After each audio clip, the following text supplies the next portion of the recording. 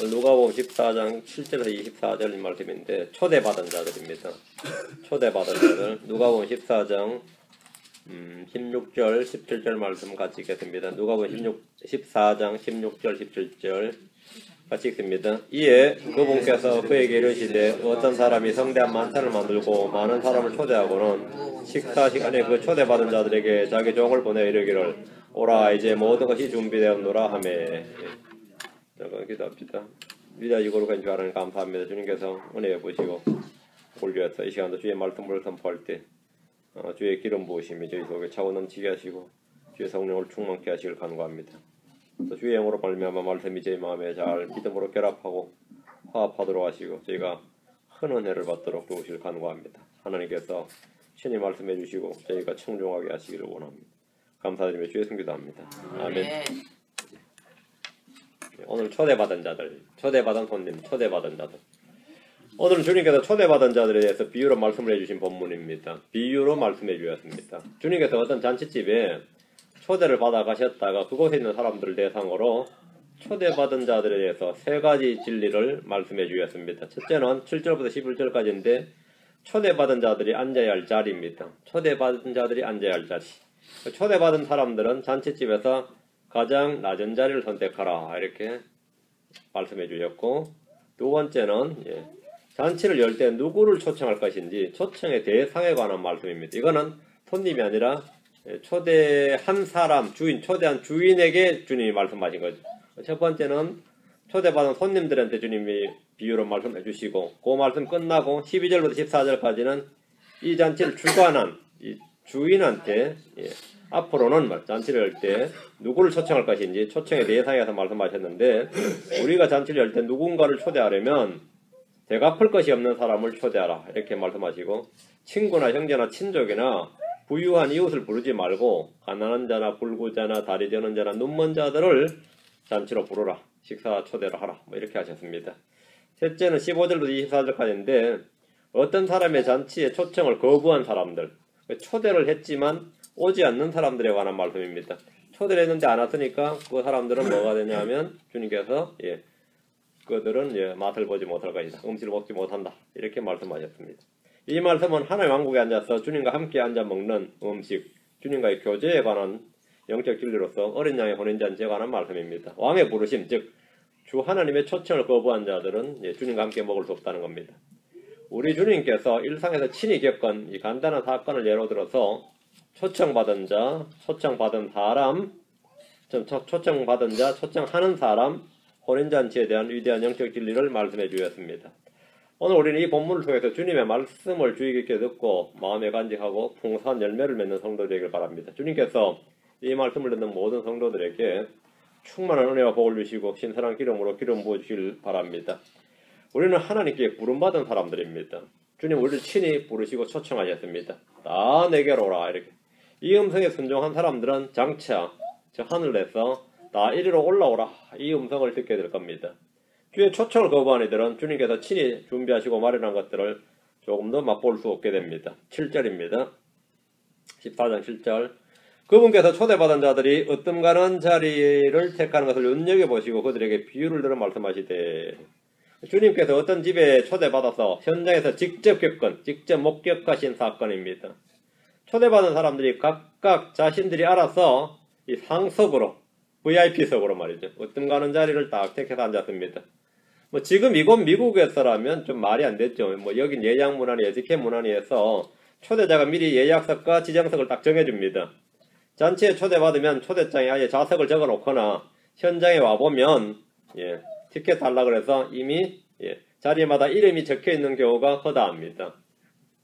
딱 자기가 자리를 정하는 게 아니죠. 식당을 와도 마찬가지죠. 여기서는. 근데 잔치에 초대받으면 여기서는 그런데 당시 유대에서는 초대받은 사람이 딱 오면 자신이 딱 보고 있다가 가장 좋은 자리, 자신이 각자 자기 자리를 찾아서 앉는 그런 식이죠. 한국도 비슷합니다.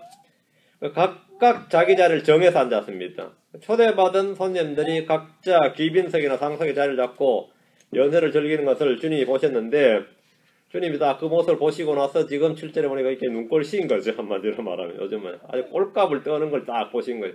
오는 자마다 앉아서 다 좋은 데를 다 차지해버리고 주님이 지금 구석에 떠가게 생긴 거지. 그런 상태예요. 그걸 딱 보시고 주님께서 그 모습을 보시고 그냥 사람이 다 저 모양이지 하고 넘기신 것이 아니라 말씀을 하셨어요. 그래서 말씀을 하셨어요. 그분께서 눈여겨보시고 이 말씀은 그 현장을 직접 보셨던 겁니다.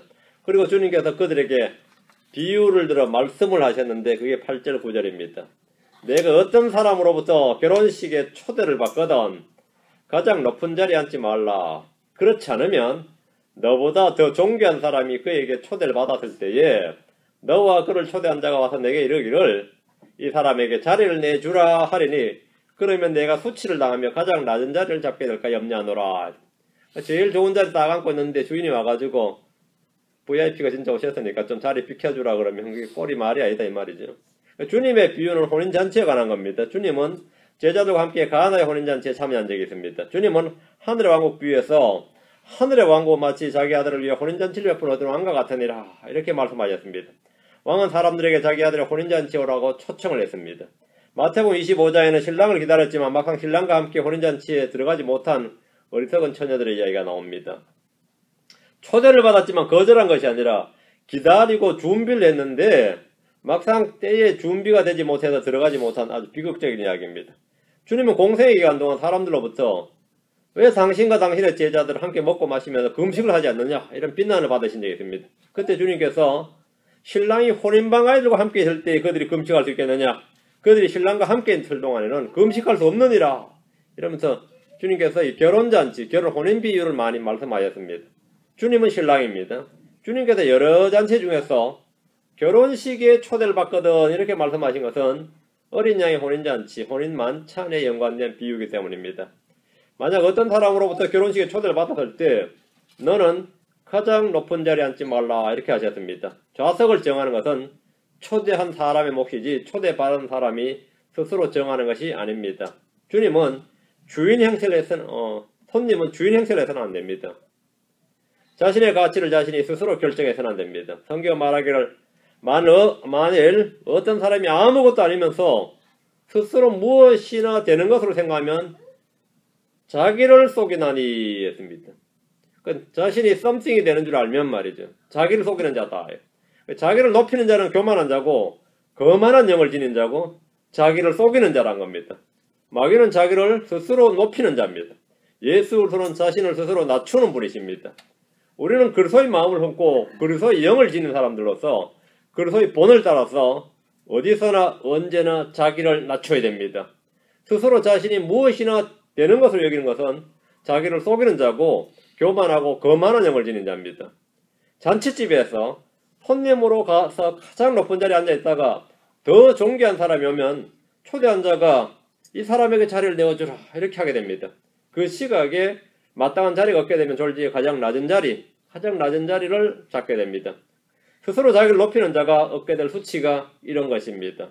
하나님은 교만한 자를 대적하시며 자기를 높이는 자들을 끌어내리신다고 하셨습니다. 우리는 자신에 대해서 어떻게 해야 되는가?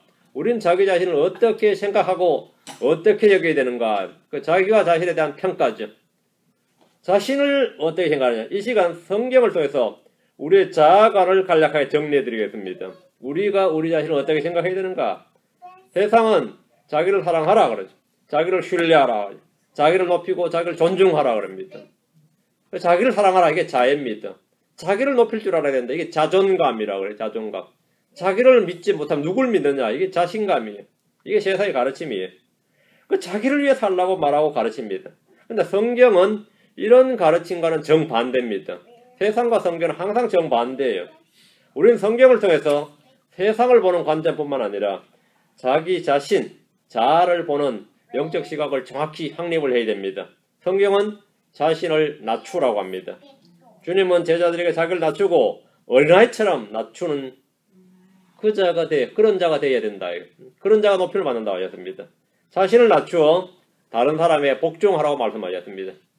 다른 사람을 높여주지 못하면 더 간단한 방법은 자기를 그 사람보다 낮추면 된다는 겁니다. 자기를 낮추어 서로 복종하라. 자기를 낮추어. 첫째가 자기를 낮추라. 그게 겸손입니다. 그게 험블 마인드예요. 자기를 낮추라. 그리고 우리는 다른 사람을 자기보다 더 낮게 여겨야 됩니다. 빌립보 4장 3절에 오직 겸손한 생각으로 각각 자기보다 남을 더 낮게 여기고 이렇게 말씀하셨어요. 자기보다 남을 더 낮게 여기고 세상에 나보다 못한 사람은 없다 이렇게 생각해야 된다는 겁니다. 세상에 나보다 못한 사람은 없다. 근데 세상에 나보다 나은 사람이 별로 없다 이렇게 생각하는 것이 이제 일반적인 생각이고요. 성경은 세상에 나보다 못한 놈은 없다 이렇게. 그래서 이 세상 살아갈 때 실제로 그렇게 하는 겁니다. 뭘 좀 알아도 마찬가지예요. 내가 아는 것은 남들이 다 안다고 생각하면 돼요. 내가 아는 것은 만인이 아는 것이고 내가 모르는 것은 나 혼자 모른다고 생각하면 됩니다. 내가 모르는 건 나 혼자 모른다고 생각하면 돼요. 그래서 끊임없이 배우려고 하면 되죠. 뭘 내가 아는 것은 나 혼자만 아는 것이고 우리 성경도 말이에요. 우리 특히 우리 킹제임스 성경 쪽 교회 사람들은 어디서 뭐 하나 듣거나 어디서 책 좀 봤는지 뭐 하나 성경을 깨달으면 그거 자랑하고 싶어서 입이 건질거려서 막 교회 와가지고도요. 지난주에 내가 깨달은 바 그 전파하고 싶어도 어쩔 줄을 몰라요. 보면 그러다 자기 혼자 홀로 깨달은 줄 알고 있다가 나 이거 옛날에 알았는데 아이고 성경 하셨어요. 하셨어요. 당연히 혼자 지금 아는 거예요. 당연히 혼자 지금 아는 거라고. 수십 년 전에 다 고민하고 고뇌하고 다 했던 이야기들을 막 떠들어요. 보면 내가 늘 하는 말이에요. 네가 아는 건 네 혼자 아는 것이 아니고 만인이 안다고 생각하래. 만인이 안다고. 자기보다 남을 낮게 여기고 이 가르치는 은사, 가르치고 싶어 하는 욕망이 막 차고 넘치는 분들이 실제로 제 주변에도 많이 있습니다. 너무 가르치고 싶어도 어쩔 줄 몰라하는 분들이 있어요. 얼마 전에 인터넷에서 한번 뭐 검색하다 보니까 어느 교회인데 분당에 어느 교회였던 것 같아요. 근데 아주 글이 좋더라고요. 글이 좋은데 글이 나하고 너무 착 맞는 거야 이게. 이 목사님이 나하고 참 비슷하구나 해서 보니까 너무 영이 착 맞아 말씀이. 막 우리 교회 사이트에서 가져간 거예요 다. 내가 하도 오래된 이야기라서 그래 내가 내 사이트 검색을 해보니까 똑같은 거예요 이게. 어째 이래 똑같은 분이 또 계신가 했더니만 출처를 안 밝혀요. 대부분 다 그래요. 출처를 안 밝혀요. 출처를 안 밝히면 어떻게 되냐면요. 나중에 남이 우리 교회 사이트 받을 때 이 목사님 우리 교회 목사님 거 뺏겼구나 이렇게 생각한다고.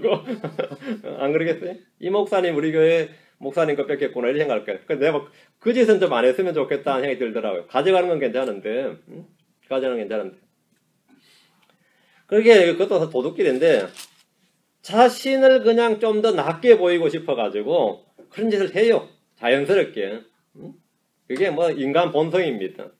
자기를 좀 더 낮게 보이고 싶어가지고 남을 낮게 보이고 싶어 하지는 않습니다. 그건 죽 써서 개준다고 생각해요. 인간의 본성이 그래요. 자아관이 확립이 안 된 겁니다. 우리는 자기를 아무것도 아닌 것으로 여겨야 됩니다. 심지어 나는 죄와 티끌이요. 이게 아브라함의 입에서 나온 말입니다. 나는 죄요. 나는 티끌이다. 나는 벌레다. 나는 nothing이다. 우리는 자기를 아무것도 아닌 것으로 여겨야 된다. 자신이 뭔가 된 줄 여긴 자는 속은 자다. 자기를 속이는 자다. 우리는 자기를 뭐 해야 된다? 부인해야 됩니다. 자기를 부인하고. 우리는 날마다 자기 십자가를 지고 주님을 따라야 됩니다. 우리는 자기를 위해 살지 말아야 됩니다. 로마 14장 7절에 우리 중에 아무도 자기를 위해 살지 않고 또 아무도 자기를 위해 죽지 아니하는도다. 이게 크리스천의 자아관입니다. 자기를 위해 살지 않는다. 우리는 자기를 자랑하지 말아야 됩니다. 고린도 13장 4절에 사랑은 오래 참고 친절하며 사랑은 시기하지 않으며 사랑은 자기를 자랑하지 않으며 우쭐대지 않으며 사랑은 뭐래? 자기를 자랑하지 않으며 우쭐대지 않는 것.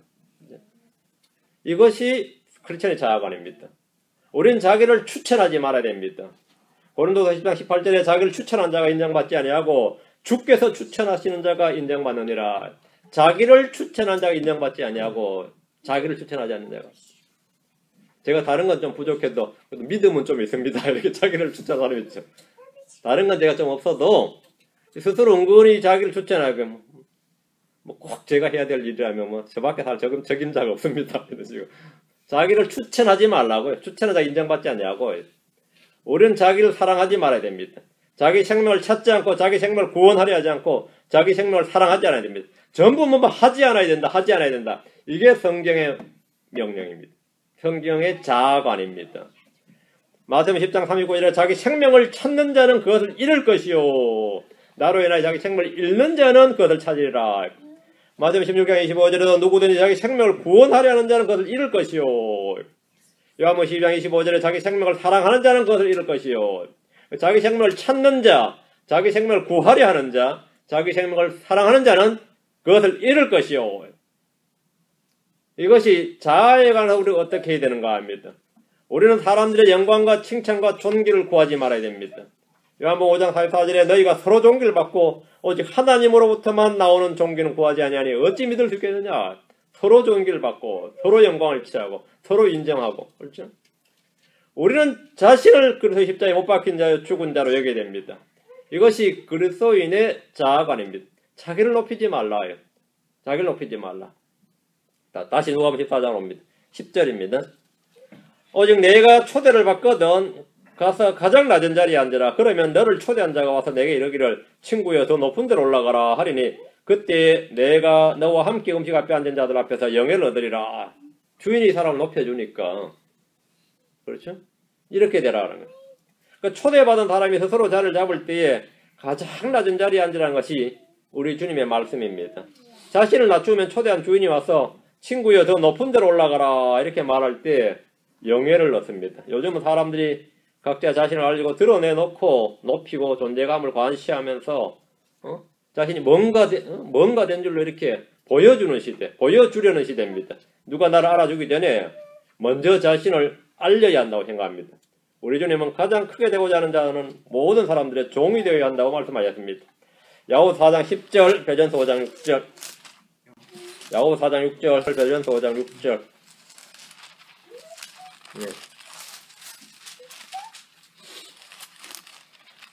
그러나 그분께서는 더 많은 은혜를 베푸시나니 그러므로 그분께서 이르시되 하나님은 교만한 자들을 물리치시나 겸손한 자들에게는 은혜를 베푸시느니라 하시니라. 주님께서 스스로 겸손하라. 스스로 겸손하라. 스스로 겸손하라. 스스로 겸손하라.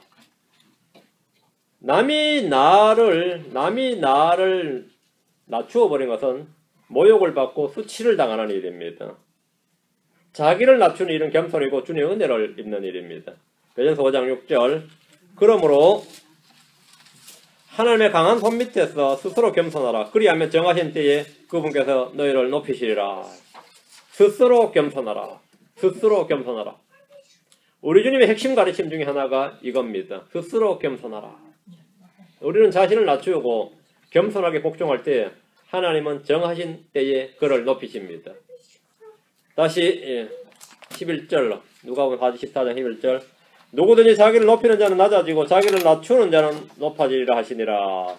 주님께서 제자들에게 반복해서 가르치신 말씀 중에 하나입니다. 제자들의 관심은 누가 더 큰 자인가, 누가 가장 큰 자인가, 뭐 이런 것이었습니다. 이 문제는 그들의 주된 논쟁거리였고 주님 십자가에 못 박히시는 그날까지 계속해서 모이기만 하면 이 문제로 논쟁을 했습니다.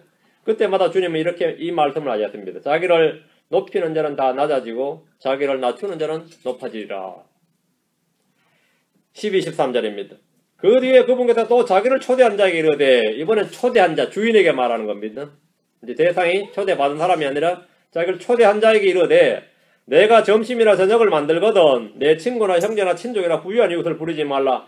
그들이 또한 너를 다시 초대하여 내게 대갚을까 염려하노라. 그러나 내가 잔치를 베풀거든 가난한 자와 불구자와 다리 저는 자와 눈먼 자들을 부르라. 주님은 초대받은 자에게 비유를 말씀해 주신 다음에 이번에는 이 잔치에 주님을 초대한 자에게 가서 누구를 초대해야 하는지 말씀해 주셨습니다. 주님은 이 잔치에 온 손님이지만 주인에게 누구누구는 부르지 말아라, 누구누구는 부르라 이렇게 말씀해 주셨는데, 이것은 주제 넘은 일이 아니라 주 하나님이시기 때문에 가능한 일입니다. 주님이 주가 아니시라면 이런 말 하면 안 되죠. 와서 그냥 고조리 먹고 가셔야지. 주인한테 와서 이래라 저래라 그러면 곤란하죠. 주님이 주이시기 때문에 이렇게 말씀하신 겁니다. 내가 점심이나 저녁을 만들거든 내 친구나 형제나 친족이나 부유한 이웃을 부르지 말라. 이 말씀은 모든 모임과 잔치에 초청할 친구를 지정해 주신 것은 아닙니다. 가족 모임이라면 당연히 가족을 초청해야 됩니다. 가족 모임에 엉뚱한 놈 초청하면 안 됐죠. 그렇죠? 친구들 간의 모임이라면 당연히 친구를 초청해야 됩니다. 동네 사는 잔치라면 당연히 이웃을 초청해야 됩니다. 그런데 지금 주님은 이 친구나 형제나 친족이나 부유한 이웃을 부르지 말라고 하셨는데, 이것은 그들 간의 친목 도모를 위한 잔치나 모임에 초대하지 말라 그 말이 아닙니다. 구제에 관한 겁니다. 유대에서는 간접적으로 약간 돈 있는 사람들, 약간 그 지역의 유지나 약간 명망 있는 사람들은 그 이웃 사람들을 초청해서 식사를 하거나 잔치를 벌이는 일이 있었는데 그런 모임에 관한 겁니다. 지금 그런 모임에 예수님이 간 겁니다. 구제와 자선을 위한 모임, 초청 잔치를 할 때에 서로 간에 주고받을 수 있는 관계의 사람을 부르는 것은 위선이라는 겁니다. 그런 모임에는 당연히 그런 잔치, 그런 식사 시간에 어떻게 되죠? 없는 사람을 불러야죠. 그런 모임에 자기들끼리 모여보면 안 되죠. 그 구제와 자선이 자신의 이익을 위한 투자가 되도록 하는 것은 위선이라는 겁니다. 내가 초대한 사람이 다음에 나를 초대할 사람이라면 그 모임, 그 잔치는 그들만의 유흥이고 친목입니다. 내가 잔치를 베풀거든 가난한 자와 불구자와 다리 저는 자와 눈먼 자들을 부르라. 이 말씀은 구제와 선을 행하는 것의 본질을 알려주는 말씀입니다. 구제를 위한 잔치에서 정작 구제 대상들을 제외하고 친목 모임 같은 잔치가 되어버린 것은 본질 왜곡입니다. 내가 누군가에게 베푼 은혜와 선을 주님이 기억하고 주님이 갚아주시도록 해야 됩니다. 가난한 자에게 주는 것은 주께 빌려드린 것입니다. 잠언 19장 17절에 가난한 자를 불쌍히 여기는 자는 주께 빌려드리나니 그가 베푼 것을 그분께서 다시 갚아주시리라. 은밀히 하는 구제는 주님께서 드러나게 갚아주신다고 하셨습니다. 14절 그리하면 그들이 내게 보답하지 못함으로 내게 복이 있으리니 의인들이 부활할 때에 내가 보답을 받으리라 하시니라. 지금도 한국에 이제 노숙자들도 많고 해서 노숙자를 위한 사역자도 있고 노숙자들을 이제 하루 2번 정도 아니면 하루 1번 이렇게 식사를 대접하는 선교회도 있고요. 참 훌륭한 일이죠. 또 개인이 말이죠. 김밥을 한 300개, 500개를 말아가지고 한 달에 한 번씩 막 서울역 같은데 영등포역 같은 데 나가가지고 노숙자들 막 이렇게 하는 분들도 있어요. 그런 분 중에 한 분이 보니까 이 파고다 공원에 노인들만 앉아있는 공원이 있어요. 서울에. 그 파고다 공원에 노인들한테 가서 막 한 달에 한 번씩 이렇게 막 자기들 다 모여서 김밥 같은 걸 말아가지고 국그릇 크게 해가지고 이렇게 대접하는 분을 봤어요. 지금도 하고 계신지 모르겠는데 훌륭하죠. 근데 그건 이제 가서 자기 집에서 하는 게 아니라 가서 하는 거고 진짜 여기 이 본문에 따르면 이 본문대로 하면 그런 사람들은 우리 집으로 오소서 해서 잔치를 베푸는 거예요. 아니 어떤 장소를 지정해 놓고 그를 와서 아예 장소 빌려놓고 하루 그날 잔치를 베풀었다 이 말이에요. 근데 그런 거 할 때 그런 사람들 불러야 정상인지 이번에도 우리 정기적으로 모임하는데 친구들 다 불러버린 거예요. 그렇고 이제 외부에는 뭡니까? 이번에도 자선 파티 한번 했다고 하면 그건 어떻게 되는 거죠? 심각한 이야기죠. 주님이 지금 그런 모임, 그런 잔치에 지금 가신 겁니다. 그런 잔치에 간 겁니다. 14절 그리하면 그들이 내게 보답하지 못함으로 내게 복이 있으리니 의인들이 부활할 때 내가 보답을 받으리라 하시니라. 우리가 행하는 구제와 선을 베푸는 일은 이 땅에서 사람들에게 돌려받거나 보답을 받지 않는 것이 복이 있습니다. 이 땅에서 사람들에게 이미 다 받아버리면 하늘에서 주님에게 받을 보상이 없습니다. 이미 받았다면 그 사람이 이미 보상을 받았느니라. 이 땅에서 사람들에게 이미 다 받아버리면 하늘에서 주님에게 받을 보상이 없게 됩니다. 사람들에게 받는 보상보다 주님께 받는 보상, 영광이 더 큽니다. 주님의 말씀은 누구에게 선을 행해야 되는지 그 대상을 말씀해 주셨고 선을 행할 때는 이 땅에서 이 현 세상에서 보답받을 생각을 하지 말고 빌려주라는 겁니다. 누가복음 6장 34, 35절에 너희가 어떤 자들에게 받기를 바라며 빌려주면 무슨 감사를 받겠느냐. 죄인들도 준 만큼 다시 받으려고 죄인들에게 빌려주느니라. 오직 너희는 너희 원수들을 사랑하고 선을 행하며 아무것도 바라지 말고 빌려주라. 그리하면 너희 보상이 클 것이요 또 너희가 가장 높으신 이의 아이들이 되리니 그분께서는 감사하지 아니하는 자와 악한 자에게도 친절하시니라. 보답을 받지 못할 사람들에게 선을 행하는 것은 어리석은 짓이 아니라 주님의 뜻을 행하는 것입니다. 때로 우리가 이건 소비도 아니고 낭비도 아니라 이거 완전히 헛짓을 하고 있는 것이다. 이건 완전히 허비다. 이렇게 허비라고 생각하는 일이 영적으로 가장 큰 보상을 얻는 일입니다. 주님을 위해서 자신을 허비하고 가난한 자와 불구자, 다리 저는 자와 눈먼 자들을 초청해서 섬기고 대접하는 일은 투자 대비 효율성이 없는 일처럼 보여도 가장 가치 있는 일입니다. 받기를 바라며 빌려주는 것은 사업입니다. 아무것도 바라지 말고 빌려주는 것은 주의 명령에 순종하는 일이.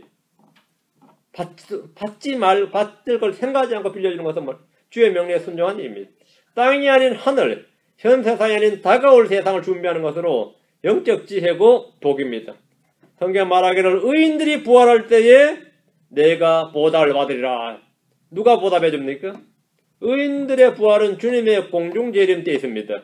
악인들의 부활은 천년왕국이 끝날 때 있습니다. 누가 보답해 줍니까? 주님께서 보답해 주십니다. 하나님은 각 사람이 그 수고에 따라 보상을 받을 것이다. 각 사람의 수고에 따라 보상해 주신다 했습니다. 각 사람의 행위대로 보상해 주십니다. 여러분의 관심이 어디에 있는가 합니다. 무엇에 관심이 있는지 그것이 관건입니다. 우리는 모두 하늘로 들림을 받고 그리스도의 심판석에서 우리가 몸으로 행하는 일들에 대해 회개복을 하고 그때 받을 보상과 영광과 상속과 이런 데 관심이 있다. 그죠? 이런 데 관심이 있다면 주님은 보상해 주시는 분이시다. 여기에 관심이 있다면 우리가 어떻게 생각하고 어떻게 일해야 되는가, 어떻게 사람들을 대해야 되는가는 저절로 나옵니다. 그럼 깊이 생각할 것도 없다는 겁니다. 여러분의 관심이 어디 있는가 하면 관심이 어디 있는가? 15절 그분과 함께 음식 앞에 앉은 자들 중에 하나가 이것들을 듣고 그분께 이르되, 이제 이 설교를 듣는 주님의 말씀을 들은 사람 중에 한 명이 말이에요. 이걸 듣고 주님께 이르되 하나님의 왕국에서 빵을 먹을 자가 복이 있나이다 하며, 의인들이 부활할 때에 이 말 듣고 한 말이 응답한 거죠. 내가 보답을 받으리라 하니까 한 사람이 이렇게 주님 앞에 하나님의 왕국에서 빵을 먹을 자가 복이 있나이다 하며, 주님은 지금 초대받은 잔치집에서 말씀을 가르치고 있습니다. 듣던 사람들 중 하나가 하나님의 왕국에서 빵을 먹을 자가 복이 있나이다 라고 했습니다. 의인들의 부활 때 받을 보상에 대한 말씀을 듣자 곧 하나님의 왕국이 임하는 때라고 이해한 겁니다. 하나님의 왕국은 먹고 마시는 것이 아니라 오직 성령님 안에서 의와 화평과 기쁨이라고 했습니다. 유대인들은 하늘의 왕국과 하나님의 왕국을 구분 없이 사용했습니다. 그래서 하늘의 왕국과 하나님의 왕국을 전혀 구분하지 않고 똑같은 것으로 생각을 했습니다. 그래서 하나님의 왕국이 어느 때 임하느냐 이렇게 물어요. 사실 하늘의 왕국이 어느 때 임하느냐 이 말입니다. 그들은 그걸 똑같은 것으로 생각을 했고 복음서에서는 계속 같은 단어로 같은 의미로 사용을 했습니다. 그래서 주님이 이것을 같은 것이 아니라고 분리를 해주신 거죠. 분리해 주시고 또 사도 바울도 그걸 분리를 해주셔서 우리는 하늘의 왕국과 하나님의 왕국이 다른 것으로 이렇게 이해를 하는 것이고, 이 복음서에서 이 유대인들이 말할 때 하늘의 왕국과 하나님의 왕국은 같은 것으로 이해했습니다. 같은 것으로. 그래서 하나님의 왕국에서 빵을 먹을 자가 복이 있나니. 그럼 우리는 뭐라죠? 하나님의 왕국 먹고 마시는 것이 아니요. 이렇게 말하는 겁니다. 그래서 이들은 지금 이 의미는 하늘의 왕국이다 이 말이죠. 주님께서 제자들에게 너희가 내 왕국에서 내 상에서 먹고 마시게 하며 또 왕좌에 앉아서 이스라엘 12지파를 재판하게 하리라 하시니라.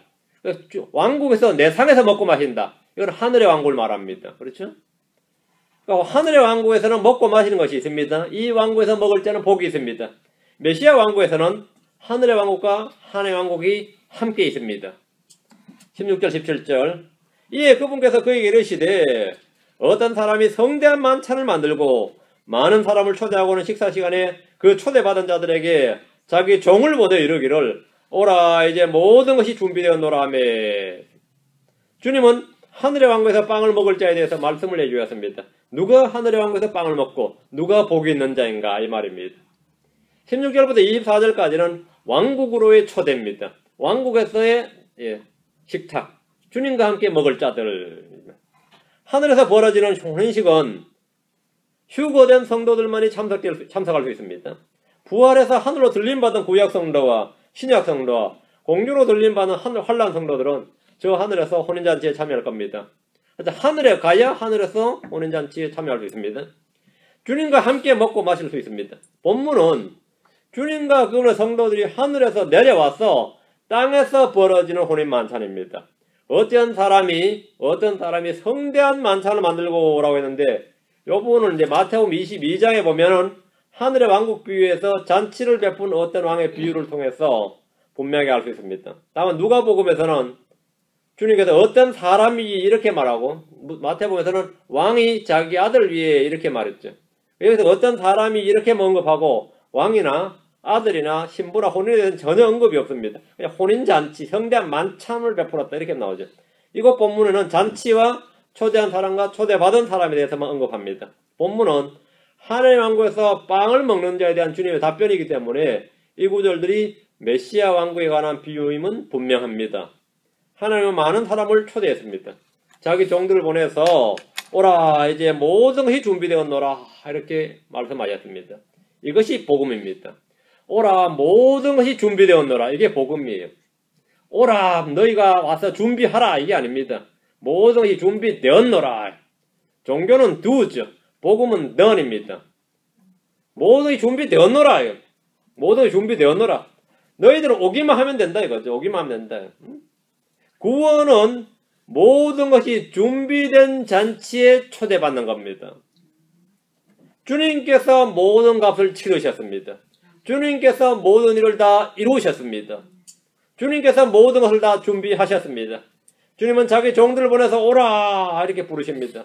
어린 양의 혼인 만찬에 부름받은 자들은 복이 있습니다. 주님은 부르십니다. 어느 때나 주님은 부르셨습니다. 언제나 주님은 부르셨습니다. 구약이나 신약이나 대환란 때나 어느 때나 주님은 오라 부르셨습니다. 18절에서 20절입니다. 18절 20절 그들이 다 하나같이 변명하기 시작하여 첫째 사람은 그에게 이르되 나는 땅을 사슴으로 반드시 가서 그것을 보아야 하니 원하건대 나를 용서하라 하고 다른 사람이 이르되 나는 소 5개를 사서 그것들을 시험하러 가니 원하건대 나를 용서하라 하며 또 다른 사람이 이르되 나는 장가 들었으니 그런즉 가지 못하겠노라 하므로 다들 합리적인 이유가 있죠. 어때요? 합리적인 이유가 있습니다. 어떤 사람의 초대를 받은 사람들이 종들을 통해서 오라 이제 모든 것이 준비된 이 초대를 딱 이런 지하에 거절했습니다. 그들은 어떤 사람의 초대를 받았지만 저마다 자기 일보다 더 중요한 것으로 여기지 않았습니다. 그 일이 내가 지금 해야 될 일보다 내 일상의 일보다 더 중요한 것으로 여기지 않았다. 그들은 초대장을 거부했는데 초대한 사람을 거부한 거죠. 그 초대를 거부했다는 말은 초대한 사람을 거부한 겁니다. 이 세상에 많은 이들이 그 소위 말하는 명사들이란 말이죠. 권력자들이 여는 파티나 모임에 참석하기 위해서 갖은 노력을 다합니다. 갖은 노력을 다해요. 미국 애들은 뭐 자기 집에 뭐 애를 낳는다든가 그러면 안 가더라고요. 그거는 좀 더 중요한 일인가 봐. 백악관에서 초청해도 뭐 우리 부인이 지금 임신해서 애를 출산일입니다. 그러면 그건 다 그냥 익스큐즈가 되더만. 그 외에는 다 간다 이거예요. 초청하는데 누가 가지 않겠느냐. 근데 왕이 초청을 했어요. 근데 왕이 초청했는데 안 간다. 상상도 할 수 없는 일입니다. 그거는 이건 스스로 거의 자살을 원하는 사람이다. 그래 봐요. 죽기를 자처했다고 하죠. 한국에서도 이 5년마다 대통령 선거하죠. 대통령이 딱 되면 정경련을 통해서 기업 회장들 초청을 명단을 쫙 냅니다. 그게 초청 못 받은 사람은 5년 이제 시달린다 와요. 초대장을 못 받았다. 이게 상당히 심각한 일입니다. 초대장을 못 받은 것도 심각한 일인데 초대장을 받았는데 안 왔다. 그건 이미 이제 사업 그만할 생각해야 된다. 이래 봐요. 사업 그만할 생각이 된대. 초대장을 받았는데 안 왔다. 이건 보통 문제 아니에요. 둘 중에 하나입니다.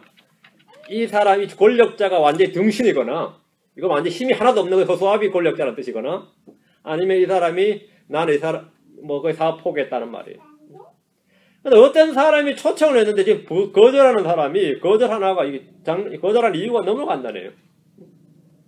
명사들이 불러도 말이죠. 아니면 권력자들이 여는 파티나 모임 하나를 해도 거기 참여하려고 갖은 노력을 다합니다. 티켓 하나 구하기 위해서 돈을 쓰고 연주를 동원하고 말이죠. 그런데 이상하게 지금 여기 본문 나온 이들은 어떤 사람의 초대를 전혀 무가치한 것으로 여겼습니다. 그들은 주님의 초대장을 간단하게 거절하고 묵살을 했는데 저마다 사정이 있고 변명이 있습니다. 각자 다 자기 일이 있습니다. 한국 사람들은 이 사직서를 낼 때 맞아요. 사직서 이유가 뭐냐면 대부분 다 일신상의 이유로 사직합니다. 이렇게 사직서를 써요. 그러면 이제 받는 사람이 보고 사직을 수리하든지 반리하든지 하죠. 근데 대부분 이유가 뭐냐면 일신상의 이유로 구체적이지 않아요. 일신상의 이유로 더 이상 근무할 수 없어서 사직합니다. 이렇게 쓰고 미국 사람들은 사직서를 쓸 때 대부분 어떻게 쓰냐면 집에 고양이에게 밥을 주러 가기 하다가 사직합니다. 이러면 그냥 그렇게 개가 한 마리 있는데 지금 내가 개에게 밥을 주기 위해서 키우는 애완용 동물을 돌봐야 된다. 또는 뭐 집에 내 분재를 하나 하는데 물 줄 사람이 없어서 내가 지금 물을 주러 갑니다. 그러면 그게 사직 이유예요. 근데 그 사직서가 내용이 대부분 다 그런 이유야. 좀 간단하죠. 간단해요. 내가 그동안 하지 못했던 야구 구경을 좀 원래 좀 해야겠습니다. 이게 사직서에 쓰인 이유가 그런 거. 어릴 때부터 수상 스키를 배우고 싶었는데 원래는 캘리포니아 해변에서 수상 스키를 좀 배우고 싶습니다. 그러면 CEO가 그걸 딱 보면 얘가 수상 스키를 배우고 싶어 한다네. 그럼 사직을 처리하는 거예요. 그리고 가장 고상한 이유가 중에 하나는 뭐냐면 그동안 내가 일을 하느라고 가족을 돌보지 못했는데 가족과 더 많은 시간을 보내기 위해서 이렇게 쓰면 그러면 100% 사직 수리됩니다. 주로 이유가. 근데 지금 18절부터 20절까지가 이유가 그런 식의 이유입니다. 어떤 왕이 아니면 어떤 귀족이 어떤 사람이 초대를 했어요. 근데 초대를 거부한 이유가 한 사람이 아주 거창한 이유를 내지 않고 내가 땅을 하나 샀는데 이런 거예요. 두 번째 사람은 뭐죠? 소 5개를 사는데 내가 시험을 해야 됩니다. 이랬어요. 또 한 사람은 나는 장가를 들었는데 이건 굉장히 합리적인 이유입니다. 그런 데까지 못하겠노라. 이 부분에 대해서는 굉장히 좀 서구식이죠. 거절 이유가 아주 서구식인데 저마다 초청을 받아들이지 못한 합리적인 이유와 더불어서 당신의 초청은 내 소 5마리 사서 소 시험하는 것만도 못하다 이 말이에요. 그 초청자 입장에서 이거 진짜 뒤집어질 일이에요. 나를 이렇게 무시하고 모독할 수가 없는 거죠. 이렇게. 오늘날 많은 이들이 주 예수 그리스도의 초청을 거부를 하는데 거부하는 이유가 심각하고 중대하지 않습니다. 시험 공부해야 되기 때문에 지금 돈 벌어야 되기 때문에 지금 내가 바빴어. 내가 지금 이런 이유로 늙고 나서 은퇴하고 나서는 예수 한번 믿어보겠다. 이런 식으로 거부합니다. 사람들이 구원받지 못하는 이유입니다. 주님은 다 내게로 와 이렇게 간절히 초청해도 그분은 아주 간단하게 아주 사소한 이유로 그냥 무시해버립니다. 오늘 읽어야 될 책이 있으니까 지금 나한테 말하지 마시오. 그럼 어떻게 해요? 전도를 못하잖아요. 사람들이 구원받지 못하는 이유는 주님의 요구가 너무나 까다롭거나 복잡하거나 힘들어서가 아닙니다. 초청장을 얻는 일이 너무 어렵거나 비싸서도 아닙니다. 나는 가고 싶지만 주님께서 초대해주지 않아서 내가 못 가는 것도 아닙니다. 주님은 다 부르셨습니다. 먼저는 유대인에게 자기 종들을 보내셨습니다. 그러나 그들은 다 주님의 초청을 거부했습니다. 21절 예, 그 종이 와서 자기 주인에게 이 일들을 알림해. 그때 집주인이 노하여. 왜 노하죠? 집주인 노하여. 자기 종에게 이르되 빨리 도시의 거리와 골목길로 나가서 가난한 자와 불구자와 다리 저는 자와 눈먼 자들을 여기로 데려오라 하니라. 주인의 명을 받고 잔치에 오라고 초대한 사람들이 모두 거절하자 집주인이 노했습니다. 잔치를 준비하고 오라고 하는데 거부한 것은 그 주인은 무시하고 없인 여기는 것입니다. 그 사람과 나와는 관계를 맺고 싶지 않다는 의사표현이 거절이죠. 집주인이 노한 이유가 이겁니다. 집주인은 호의를 보이는데 그 사람들은 거부한단 말이죠. 여러분 누군가에게 거절이나 배척 받아본 적 있습니까? 초대받지 못한 서운함이나 분노보다 이 배척받는 분노가 훨씬 더 큽니다. 초대받지 못하는 건 좀 섭섭하죠. 나를 초청 안 했단 말이에요. 누군 초청했는데 나를 초청했다. 초대받지 못하는 것도 섭섭한데 내가 초대하기만 하면 내가 다 거절해주려고 그랬는데 아예 초대를 안 해버렸어. 먼저 무시를 받는 거죠. 못나게 한번 거절해주려 했더니 아예 뭐 초대 자체를 안 했으니까. 근데 초청을 못 받은 것도 진짜 섭섭해하죠. 난 거기 꼭 한번 방문하고 싶었는데 초대를 안 해줘요. 그러면 좀 섭섭하단 말이죠. 초대를 안 해줘요. 전에 우리 집에 어떤 목사님이 섭섭함을 이야기하더라고요. 그분이 혹 해마다 나를 초청하고 내가 여기 LA 왔다 그러면 꼭 가서 자기 와서 집회를 하라고 그러는데 원래는 아무 말이 없다는 거예요. 그래서 앞으로는 이제 2번 다시 아무 말이 없을 겁니다. 그랬어요. 지난 몇 번 집회를 했는데 너무 실망을 했기 때문에 앞으로는 아마 영원히 안 부를 겁니다. 그리고 섭섭하잖아요. 그렇죠? 우리 교회 와서 꼭 집회 좀 해주십시오 하는데 거절하면 그것도 뭐 좀 그렇지. 내가 말이죠. 가겠다 그러는데 거절을 해요. 그것도 엄청 섭섭하죠. 섭섭한 정도가 아니라 열받지. 아주 열받죠. 주님께서 지금 지금 이야기하는 게 거절해서 주님 어떻게 하셨냐? 어떤 사람 어떻게 했냐 하니까 지금 초청 거절하니까 다른 사람 종들의 명예에서 다른 사람을 그냥 쫙 불러 모으라 이거죠. 나갔어, 막 도시의 거리와 골목길로 나갔어. 가난한 자, 불구자와 다리 저는 자, 눈먼 자들 여기 데려오라. 유대인들이 거절하면 복음은 사마리아 사람들과 이방인들에게로 갑니다. 택함 받은 자들이 주님의 초청을 거절했습니다. 주님은 자기 종들을 땅끝까지 보내시고 그들을 부르셨습니다. 이는 지금 이 시대에 은혜의 복음을 전할 때뿐 아니라 대환란 때에도 모든 민족들에게 복음을 전하도록 하십니다. 누구든지 믿는 자는 구원 얻습니다. 누구든지 초청에 응하면 구원 얻습니다. 주님의 초청을 받아들이면 그는 주님과 함께 먹을 수 있습니다. 22절 23절 그 종이 이르기를 주인이여 주인께서 명령하신 대로 하였으니 여전히 자리가 있나이다 하니 주인이 종에게 이르되 큰 길과 산을 타러 나가서 그들 억지로라도 들어오게 하여 내 집을 채우라. 여전히 자리가 있나이다. 이 말은 종들이 가난한 자와 불구자, 다리 저는 자, 눈먼 자들로 집을 가득 채울 수 없었다는 걸 보여줍니다. 가난한 자들에게 가서 모두 부르심에 응하는 것이 아닙니다. 불구자나 다리 저는 자라고 해서 눈먼 자들에게 서 모두 부르심을 받고 초청에 응하는 것이 아닙니다. 나를 왜 부르냐고 그러죠. 그래서 그 자리는 여전히 비어 있었습니다. 주인은 빈자리를 모두 채우라고 하셨습니다. 주인은 종에게 큰 길과 산을 타러 나가서 그들을 억지로라도 들어오게 해서 내 집을 채우라고 명령했습니다. 이것이 사역입니다. 사람들이 초청장을 얻기 위해서 경쟁하는 것이 아니라 반대로 주인이 사람들에게 와달라고 지금 애걸하는 좀 이상한 부탁하는 상황이 된 겁니다. 주인의 명령에 따라 종들을 한 사람이라도 더 데려와야 됩니다. 강권해서라도 주인의 초청을 받아들이도록 권면하고 설득을 해야 됩니다. 그러니까 초청받는 사람들이 자기가 뭔가 된 줄로 착각을 하는 거죠. 초청받는 사람들이 이제 뭔가 된 줄로 스스로 우쭐하게 되는 거죠. 우리가 복음 전할 때 구걸하지 말라 그래요. 복음 전할 때 그냥 복음을 당당히 전하지 제발 믿어주십시오라는 식으로 구걸하지 말라는 거예요. 구걸하지 말라. 내가 왜 이 귀한 복음을 이 사람한테 구걸하다시피 전해야 되냐 이거. 구걸하다시피. 애걸하고 구걸하지 말라 그러죠.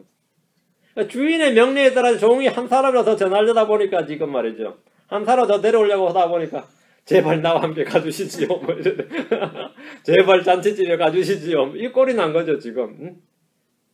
이것이 복음 전도자의 사역인데 주인이 마련한 잔치에 참여하기 위해서 치러야 할 대가는 하나도 없다는 사실을 말해줍니다. 그냥 오면 됩니다. 그럼 의심하죠. 그냥 가면 되냐. 뒤에 무슨 흑막이 없냐. 의심하잖아요. 주인이 마련한 잔치에 참여하기 위해서 치러야 할 대가는 하나도 없다. 주인은 사람을 외모로 취하지 않는다는 점을 말해줘야 됩니다. 주님은 오는 자를 결코 내어쫓지 않으신다는 점을 말해줘야 됩니다. 내가 갔다가 개망신다 하는 거 아니냐. 그렇지 않다. 무조건 주님은 받아주신다. 이거 말해줘야 되죠. 종들은 주인이 왜 부르는지 설명해주고 권면해야 됩니다. 평생 동안 해야 됩니다. 이것이 복음사역입니다. 주님께서 내 집을 채우라. 주님의 명령에 순종해서 우리는 어디에서든지 혼들을 하나님의 집으로 데려오도록 해야 됩니다. 데려오도록 해야 됩니다. 여러분 좀 데려오세요. 꽉 좀 채워보세요. 한번. 채워라요. 24절입니다. 내가 너에게 이르노니 전에 초대한 그 사람들 중에서는 아무도 내 만찬을 맛보지 못하리라 하였느니라. 전에 초대한 그 사람들 누구죠? 거절한 사람들 말이죠. 계속 서로 땅이나 갈고 있으란 말이에요. 장사나 있고 장사나 하고 있으라 이거예요.